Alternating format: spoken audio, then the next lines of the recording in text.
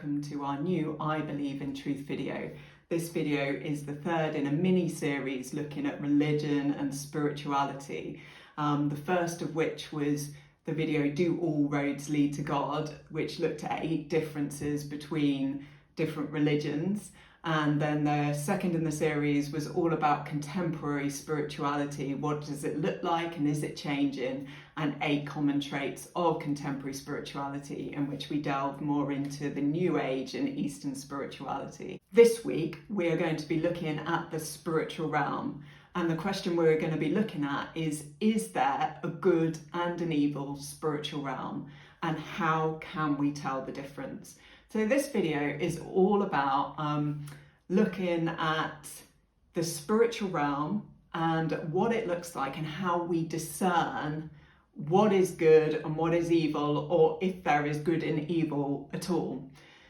Now, as you've probably noticed, even possibly within yourself, there's a real fascination with the spiritual realm. There's a real fascination with scary supernatural things. As a child, I can remember telling ghost stories, in the back of minibuses going somewhere or other, or with my friends, and as I got a bit older, watching scary programs and horror films.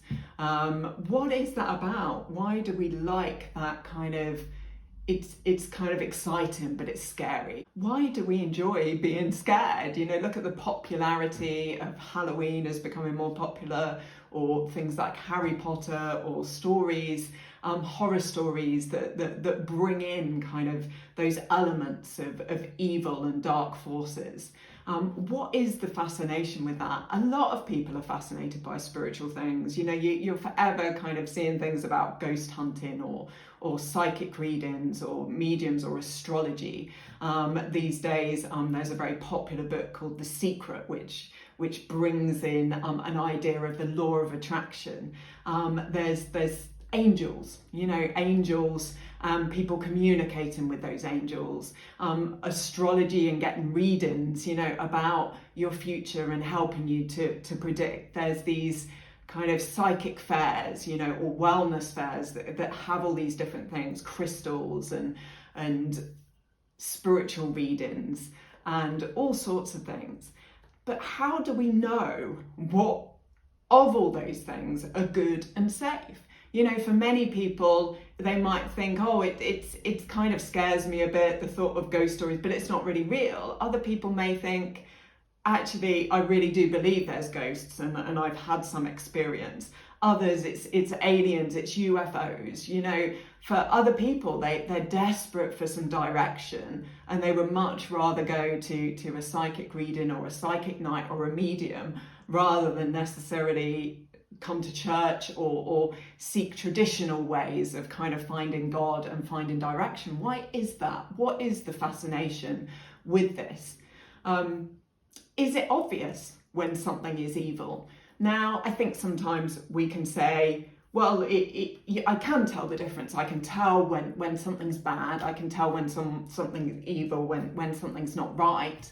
But can we? Because if you think about kind of the way that evil and bad often involves deception, can involve grooming, can involve things starting out, often abusive relationships start out with a grooming process where it's all lovely and they're the most loving, devoted, generous person, and little by little it turns into a controlling and manipulative relationship. Why is that? How then can we discern whether someone's or something or a being's motives are good motives? And I think also mixed within this are people who are trying to seek truth. They're trying to seek answers. They want to do what's right for other people. I'm going back to my past videos and looking into more Eastern spiritual traditions and New Age, New Thought, spiritual traditions, spiritualism and things. That is actually within those often seen a merging and a blurring of good and evil. As I've said before, a good representation for this is the yin-yang which you've got the black and the white and the little circles, and those represent, it's supposed to be this oneness, this balancing of all things, that there are contradictions of light and dark, good and evil, things like that, and there's a bit of good in evil and there's a bit of evil in good, but really it's kind of one force, and there needs to be a balancing of that and finding that balance. So there's that kind of, that it isn't separated, good and evil isn't separated, which is a completely different concept to actually the biblical concept. So within this spiritual idea, sometimes a philosophical idea of kind of the merging of good and evil, there is no absolute right or wrong. There is no absolute good and evil. They actually say that when you do split those up into two things, they call it a duality. So that Christians traditionally, they would say, have a thinking of duality rather than a oneness thinking, that they're too stuck on the separates, whereas that they should be merged. There's a oneness. The biblical view is that there is an evil spiritual realm, and the king of that, the god of the evil spiritual realm, as it were, is Satan, who we believe was once an angel, an archangel, who fell due to his own pride and his own sin and wanting to be like God. Now he's what the Bible calls the ruler of the world, the ruler of this dark spiritual realm and the dark spiritual forces. And in him there is no light, there is no good, there is nothing that's right. And to the biblical view that very much separates good and bad.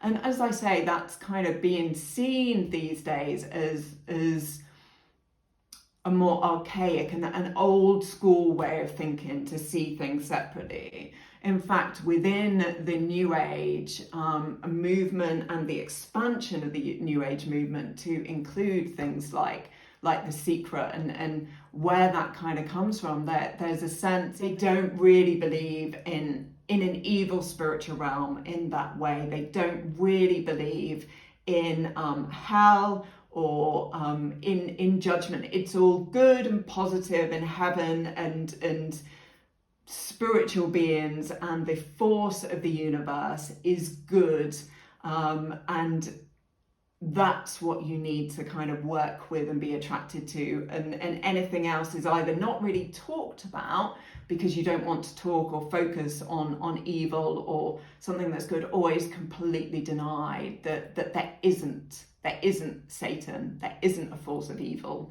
Anything that looks like that is maybe just the mind and the negativity that's in the mind and dealing with that. So it's very interesting, because for me, what is one of the primary things that a force of evil would want to do to deceive people? I think firstly is convincing people that it doesn't exist, because then if you don't think that evil and bad exists, then you're going to take anything that's kind of thrown at you, you're going to be easily deceived into thinking it's good. And secondly, that force is going to, if it wants to look good, then it's going to masquerade as something good. And this again is talked about in scripture. It's very, very clear that the force of evil, Satan, and his fallen angels, or his demons, as it were, his spiritual army, he's there to steal, to kill, to destroy, and very much is into deceiving and masquerading as something good and trying to look like God to other people. He wanted to be like God, so he's trying to convince people that he and his spiritual force are the force of good. So we see this particularly in 2 Corinthians 11, 13 to 15. It says, "For such people are false apostles, deceitful workers, masquerading as apostles of Christ. And no wonder, for Satan himself masquerades as an angel of light. It is not surprising then if his servants also masquerade as servants of righteousness." So it's saying Satan himself masquerades, he deceives people into thinking he is an angel of light, an angel of good, an angel of love that's just trying to bring about good things. And so it's not surprising then if there are people, kind of humans, doing the work of God as well as other spiritual beings that masquerade as servants of righteousness, of what is right, of what is good, of what is holy. And these you then have people who are false apostles, false teachers, deceitful teachers, masquerading as apostles, who were the early church leaders, masquerading as people having their ministry and representing God or Christ, which is interesting if we go back to this concept of, as we looked about in contemporary spirituality, this kind of Christ consciousness, or there's been lots of Christs or lots of avatars, so that people are masquerading in that way. So how do we discern what is good and what is right? In 2 Corinthians 2:11 it says, in order that Satan might not outwit us, for we are not unaware of his schemes. So we learn that the devil is scheming, that he's masquerading, that he's deceitful. In Ephesians 6:11 it also says, put on the whole armour of God. And the armour of God is talked about in Ephesians. It talks about all these different things to protect yourself. It's a spiritual kind of protection, not a physical army and armour. It's a spiritual protection. Put on the whole armour of God that you may be able to stand against the schemes of the devil. So we're learning the Bible is telling us that the devil is a schemer, that the devil is looking for people to deceive. It talks about him prowling around like a roaring lion, looking for who he may deceive, who he may bring into his schemes. So if there is a spiritual realm of good and a spiritual realm of evil, and the evil can masquerade as good, how on earth are we supposed to discern and tell the difference? Now, you know, that Ephesians verse I just read says, for we are not unaware of his schemes. So the first point in understanding that we're in this spiritual battle the Bible talks about is that we are not unaware that we are in a spiritual battle. If we don't think we're in a spiritual battle, if we deny there is a force of evil and that there's a spiritual battle taking place, then we have already lost the battle in discernment. That is why I believe that the evil spiritual realm and Satan himself does not want people to know that he exists, because then he can easily deceive people because they're not aware of it, they're not watching out for it. So there's an element, and also within warfare, that you have to, they will study the enemy. We need to try and understand how this warfare and deception works, because if we don't understand how deception works, we will often be deceived by it. So, and something I want to say is it's very clear in the Bible that we are to be aware of his schemes, aware that he can masquerade, aware that he can deceive, to understand the deception, to study it, but not to be fearful of it, because God is over all this. The Bible tells us in Revelation that ultimately the battle is won and Satan cannot win and does not have any power or authority over us because of what Jesus did in dying on the cross for us. He took away our sin, he took away our shame, he dealt with that. And even though we live in a world that's broken, that's full of the enemy schemes, that's full of evil and full of things that go wrong, God ultimately has control. But we're just in a time where people are given the choice of which way they're going to turn. Are they going to choose love? Are they going to choose light? Are they going to choose God through Jesus Christ and what he did? Are they going to choose forgiveness? Or are they going to choose the way of the world, or the way of the king of the world, the enemy? And there's so many ways that people can choose to follow that. Another great verse in the Bible that supports this idea that we're in a spiritual battle is continues in Ephesians 6, verse 10 and 12. And it says, a final word, be strong in the Lord and in his mighty power. For we are not fighting against flesh and blood enemies, but against evil rulers and authorities in the unseen world, the spiritual realm, things that we can't see, against mighty powers in this dark world and against evil spirits in the heavenly places. The Bible is clear. There is heavenly army. There is a heavenly army of good. God is in authority over that, and there are good spiritual beings. There are good angels, and then there are evil spirits and evil angels. The devil is at the top of that, and we are not fighting against people. And as I talk about different examples of how the enemy gets in with his deception, we're not fighting against people. People are loved by God. Anybody can be forgiven by God. It's God. It loves and reaches out to all those people. We as believers should love everybody and want to reach out to them, whatever they're doing, however bad, however evil it looks what they are doing. They can still be forgiven. They can still repent, which means turn away from that life and turn towards God. And we hear so many testimonies of that happening, even people that are involved in all sorts of spiritual practices. So in this video, we're going to look a bit more at some of the origins and the spiritual practices that are involved in the spiritual realm, and looking at where this comes from and trying to discern whether these things are good or whether they're coming from a kind of a deception or a masquerading, as it were. To start off, I just spoke about how there's this merging of good and evil, and that has come from the influence of both Eastern spirituality often, and also from the occult and the New Age. Now, the occult and the New Age, as we'll come on to in a minute, are slightly different things, but there are overlaps. But the first thing I just want to remind us of that I've spoken about previously and I've just mentioned is this oneness teaching. And this oneness teaching comes from Eastern spirituality, and it's very much in the New Age and in contemporary spirituality, as I've said before.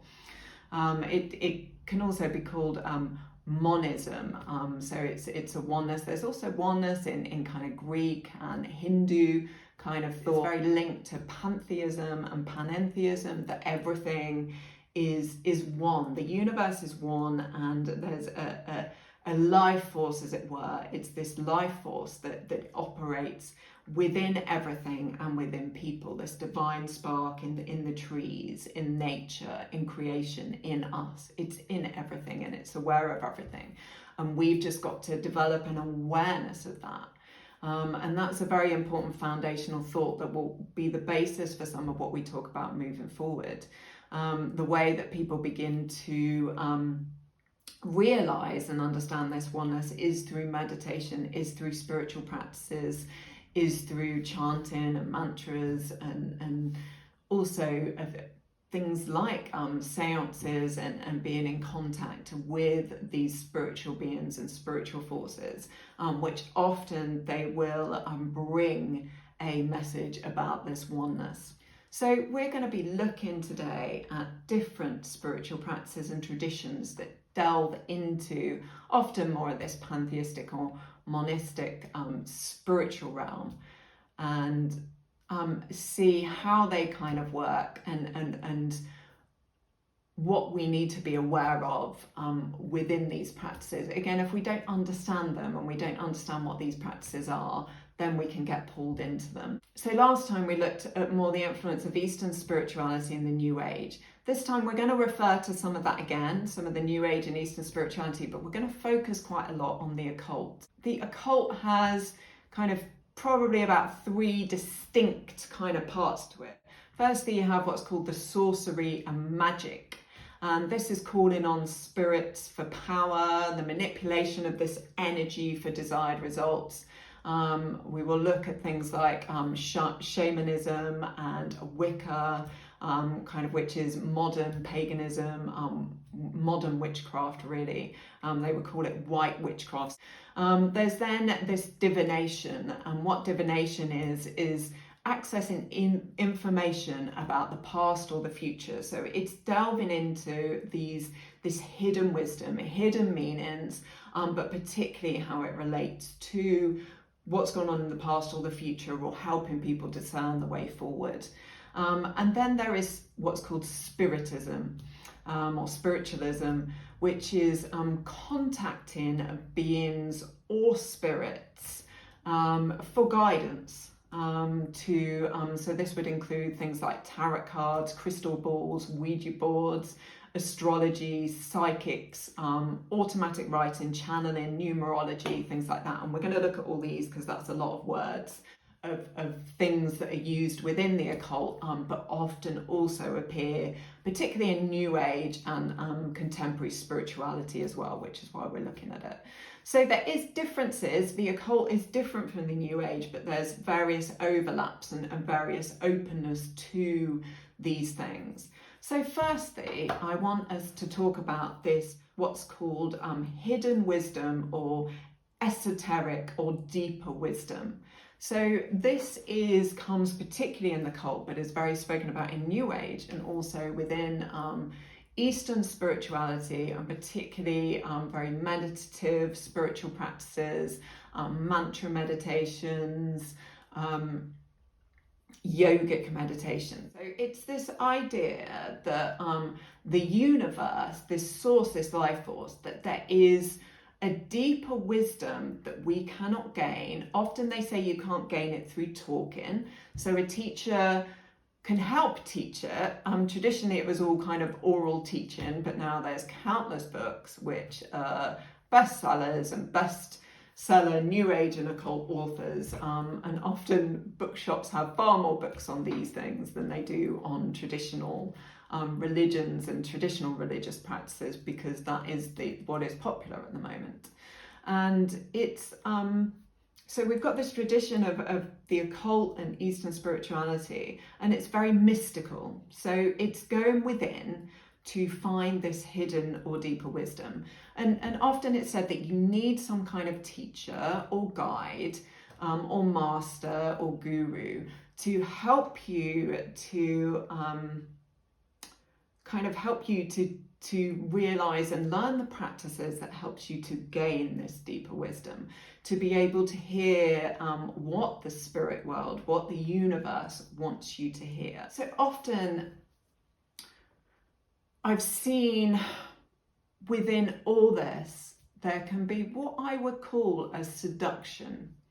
So a seduction from what I see as the evil spiritual realm, which relates back to this grooming. So often people that are attracted to, they long to know this deeper wisdom, deeper purpose, deeper direction to life. Start seeking, so they're spiritual seekers, truth seekers.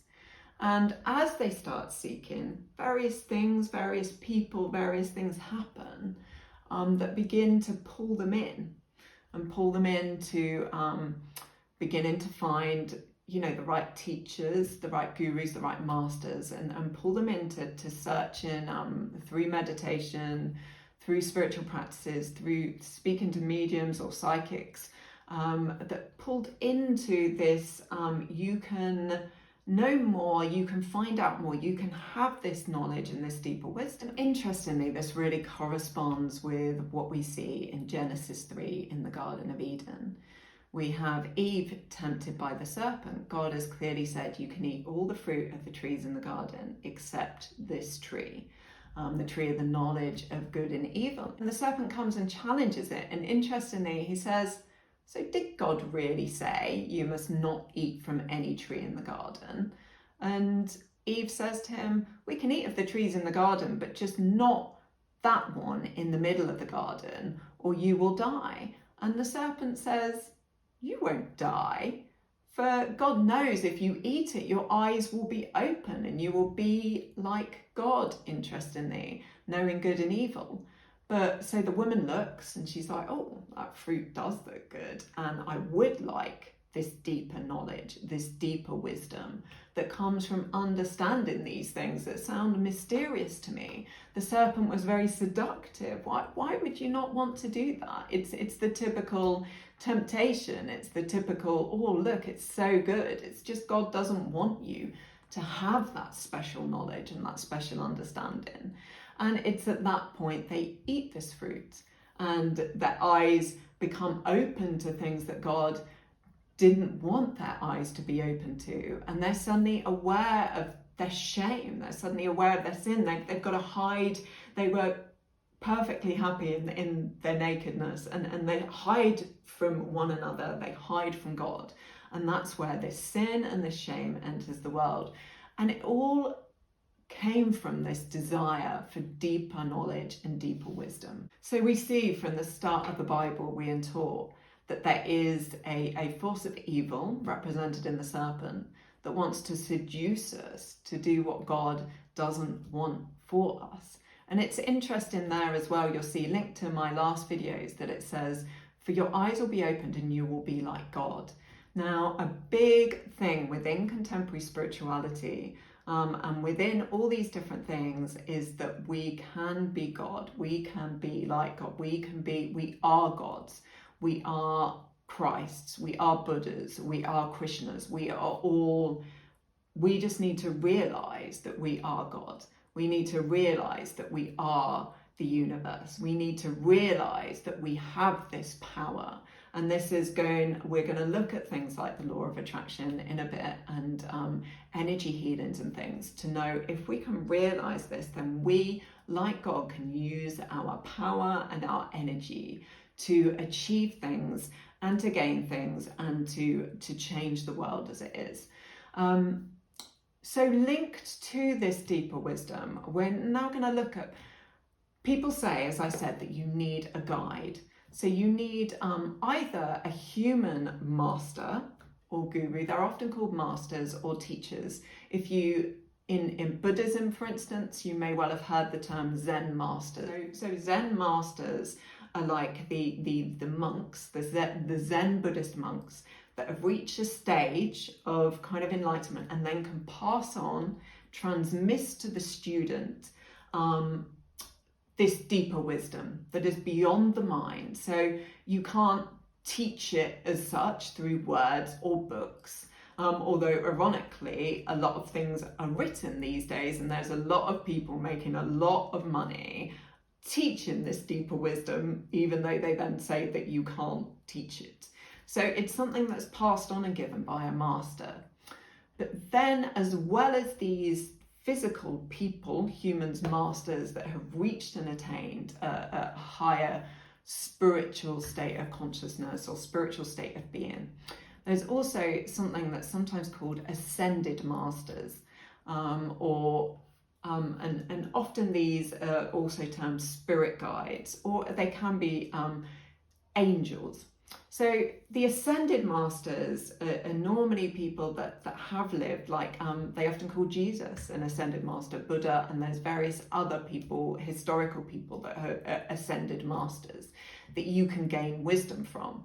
So you will have a master, but you're also, in some cases, you're searching deeper for your spiritual guide and your spiritual master who isn't human, or it could be the master that your real master channels. So this word channel is you have a person who then through trance, through a heightened awareness, through meditation, mantra practices and things, then channels one of these masters. So then we come on to this term spirit guides, who I've just mentioned, and you can have, there's all sorts of different spirit guides. There's also within shamanism you can have spirit animals, so they can come in the form of an animal.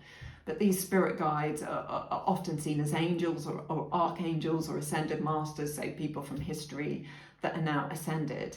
And through practices, spiritual practices of meditation, through impartations, so it could be that a master or a teacher or someone that's attained goddess or a witch might impart to you this revelation of your spirit guide. You have to press in to find your spirit guide. And these can be beings that speak through your consciousness, through your mind. Some people can hear it a bit more audibly, but spirits that guide you. So how do we discern whether these angels, whether these spirit guides, as it were, are good or evil, especially if the Bible tells us that evil can masquerade as good? So Satan can masquerade as an angel of light. So his fallen angels, and I use the word fallen angels because in Luke 10, 17, 18, Jesus refers to Satan falling from heaven. And we believe that demons kind of followed him in that and fell with him due to his pride, due to his sin, due to his wanting to be like God. So there are these fallen angels, and these fallen angels, though, can masquerade as angels of light.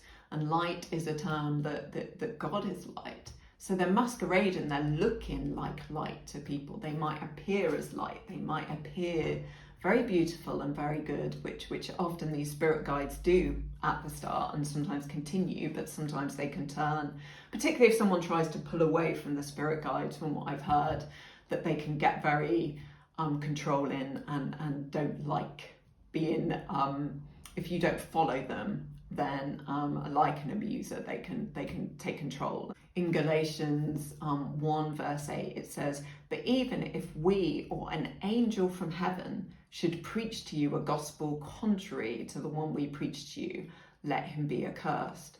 And this is stating that there will be people, and there can be angels from heaven, or beings that appear like angels of heaven, that will teach something different to what God has taught through the Bible, and they will deceive people, and they will be accursed, as it says that it says that the demons are destined. Hell was created for Satan and the demons. God doesn't want any people to go to hell. This life is that choice. Moving on, I want us to talk about spiritualism. So this is a type of occult practice that believes in this infinite intelligence. So there's the universe, this source. Interestingly, one of their mantras is "do to others as you would have them do to you." So again, what we find with deception is the word deception. There is always truth mixed in. So this is how we get deceived. There is truth, there is good. Often they will take parts of the Bible and then they will mix in other things and say, well, that's not in the Bible or anything else because the Bible's been corrupted or is out of date. So we'll take what we like and we won't do. And then spiritualism is mixed up with other ancient tradition. But one of the things moving into spiritualism, which also has shamanism, shamanistic links. So shamanism, again, is very linked to spiritualism, and it's engaging with the spirit world to get messages and discernment, and it's very linked to kind of tribes, tribal kind of spiritualism and tribal religions and rituals and things like that. So spiritualism, within that, there's a lot of kind of mediums, psychics, and channeling. So I referred to this channeling a bit before. So channeling is where a psychic who is able to tap into this energy and tap into spirit guides, or tap into what they say is people that have died. So dead relatives, people will often go to psychics or mediums or spiritualist churches when someone in their family's died and they're longing to get a message from them. And you can understand this. I mean, someone is grieving, and particularly in the case where someone died suddenly, what did they want to say to me? What do they want to say to me? Maybe someone can tell me. And they're drawn in, and often I've heard stories of mediums saying, and we really felt we were helping these people. It brought them comfort to bring a message from their dead loved one. But is that a message from their dead loved one? And that is those that have come out of it and come to God would have come to believe in Jesus Christ and given their life to Jesus, begin to have a different view of things.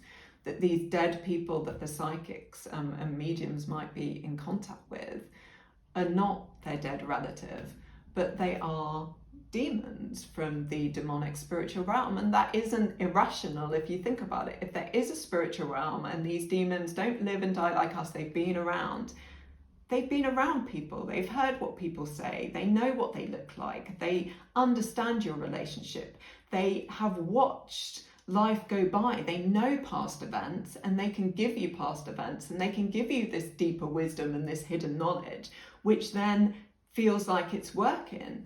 And people that have been and are psychics and mediums will tell you that often they get it right. It is right, and people are amazed, and that's what seduces them and draws them into this. So psychics and mediums will often channel kind of spirit guides or dead people, supposedly dead people, or ascended masters, to give people messages and wisdom and direction. We see all the time there's psychic fairs, psychic readings in popular cafes and restaurants. There can be tarot card. There's within the channeling, sometimes people can write books. You've got things like a Ouija boards and automatic writing, getting messages from a spirit guide or the spiritual realm. I've listened to stories and read books and seen films of people channeling spirits. Often it can be in a trance. They get into a trance. Sometimes their eyes are kind of up in their head. Often they may not remember what's going on what's said. Sometimes they can. Sometimes the channeling can be that person takes on a different voice. It could be a woman who speaks in a man's voice, or vice versa, that their voice changes and they take on almost the characteristics of a different person or a different being. Or other times it's more like an impression, an inspiration, and sharing a message in that way. For some people, they will ultimately become tormented by these spirit guides, by these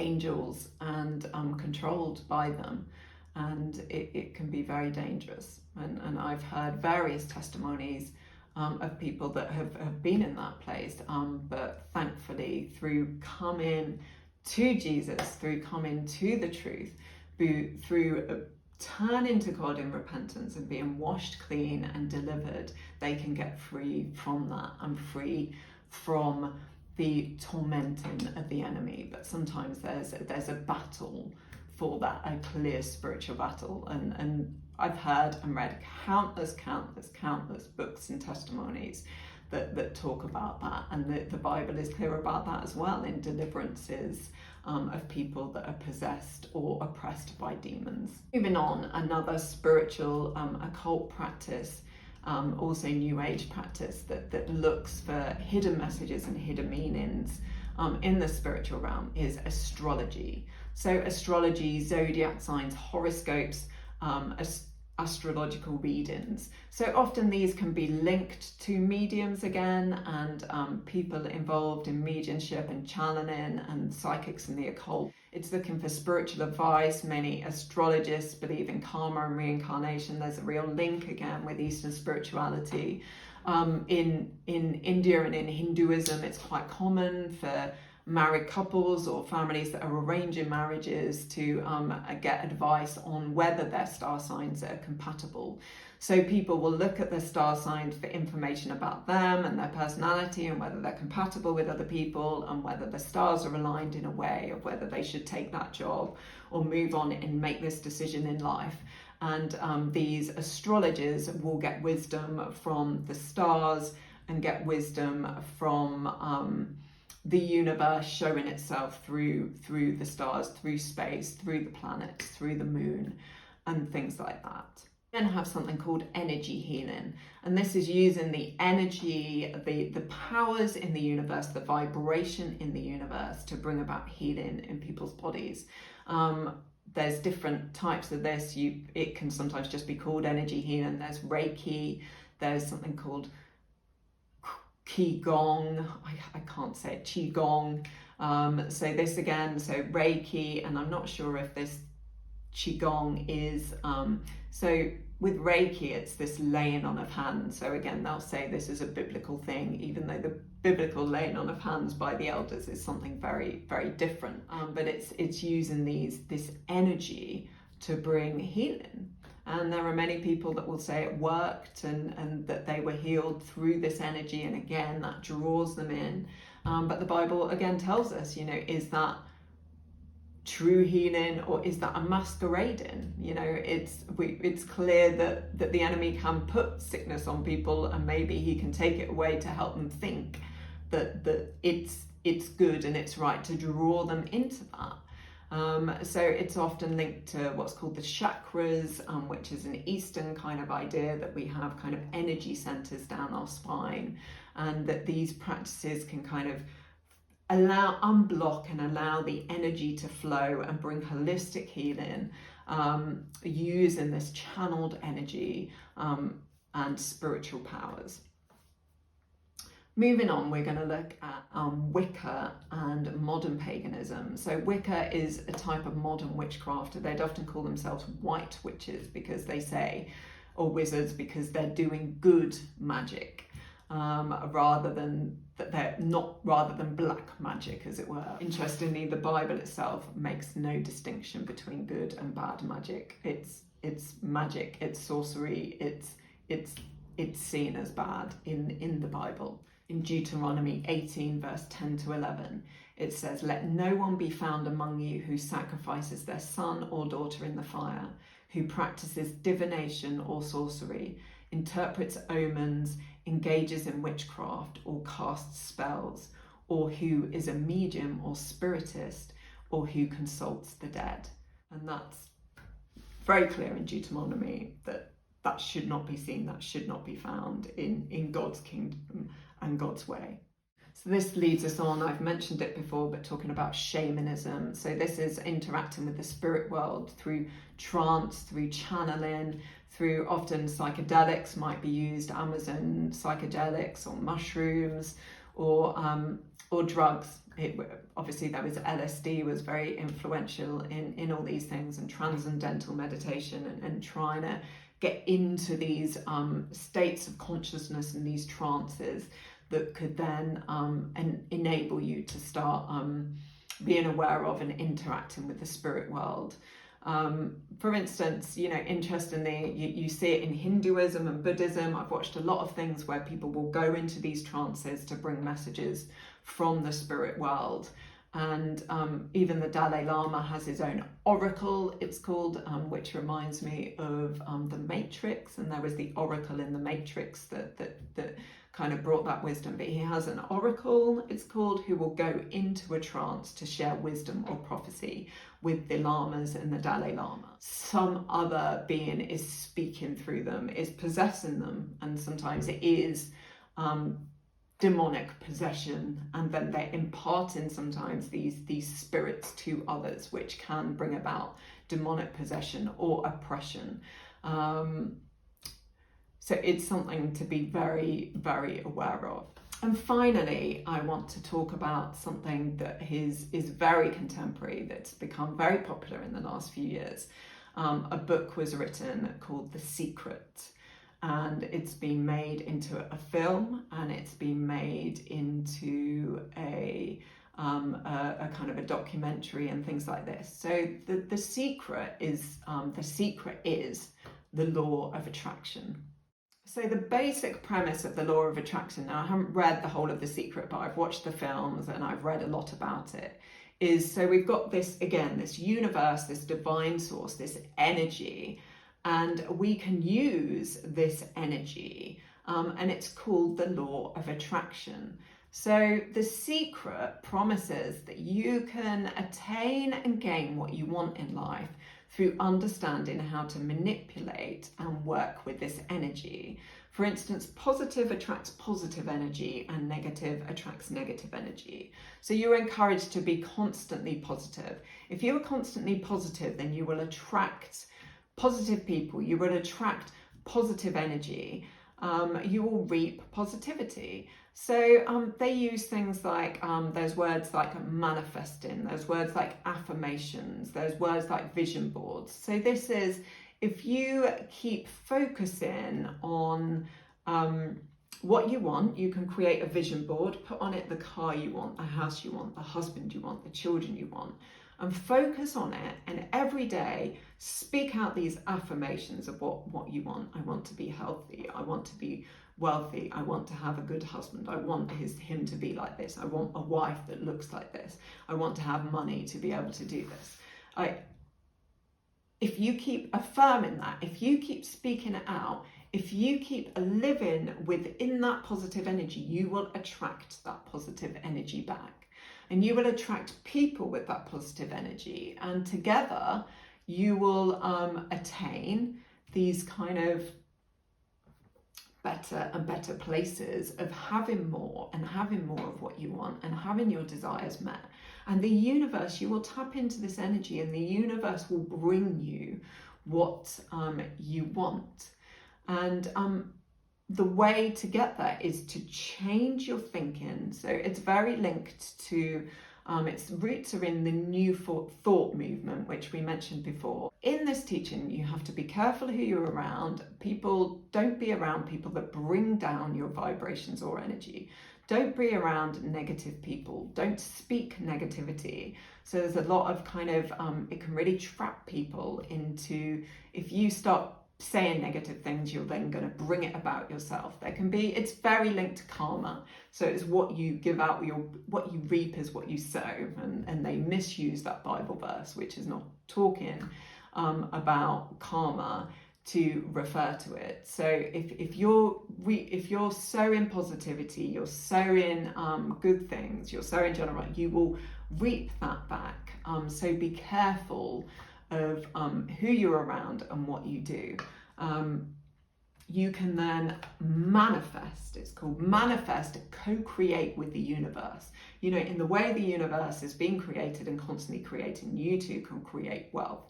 You too can create good things for your life. You can find that. And it's fascinating and it draws people in because it's successful. It's the American dream. It's bringing people in. And this is where we need discernment as Christians, because there is some word of faith ideas and some aspects of Christianity that can come into this.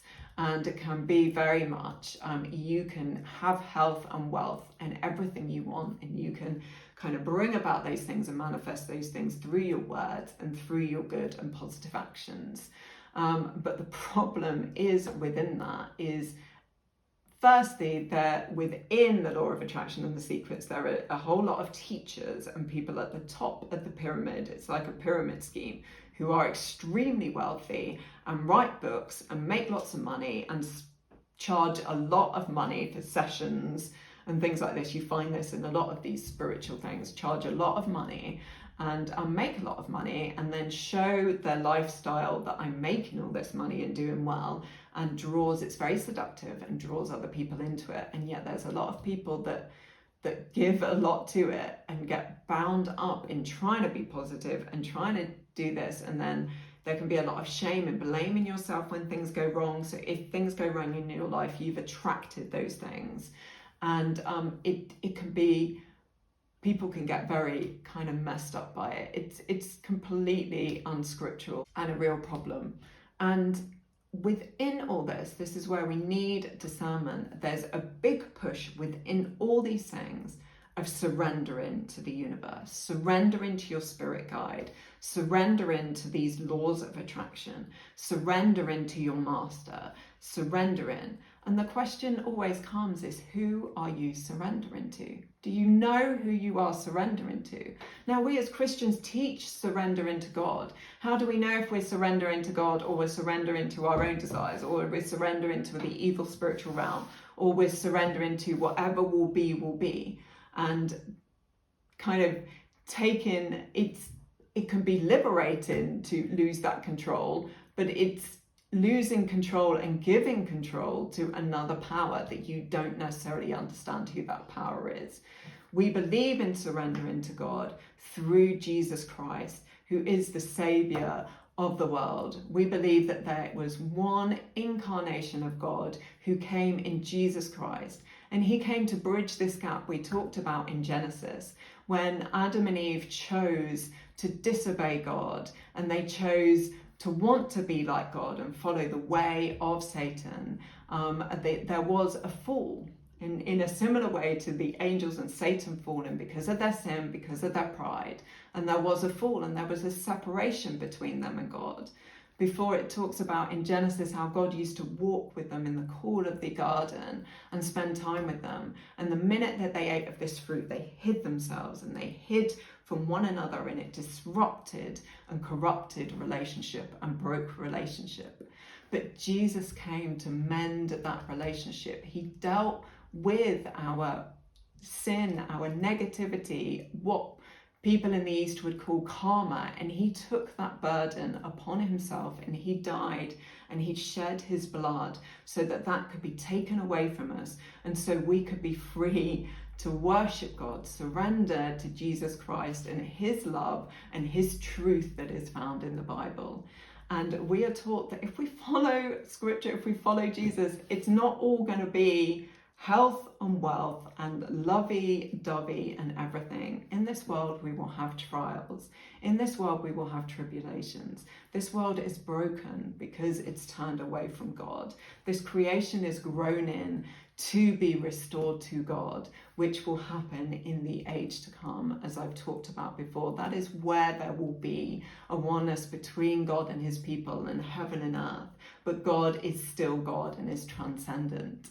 So I encourage you to be aware and be discerning that there is a battle in the spiritual realm, and the evil side is masquerading as good and wanting to seduce you and draw you in to something that appears and looks so good and what may well feel good and may well taste good, but not everything that looks good and feels good is good. So I pray that we will have discernment and we will discern what is true and what is right, and I will believe in the truth rather than in deception.